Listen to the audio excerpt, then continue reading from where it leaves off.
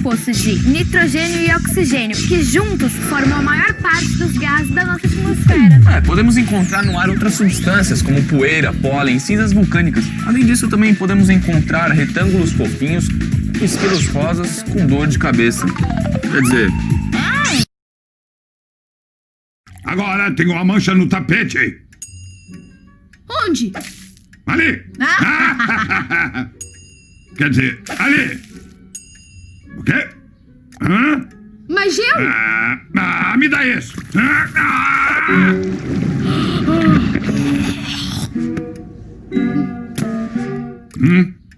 O quê? Agora me assustaram.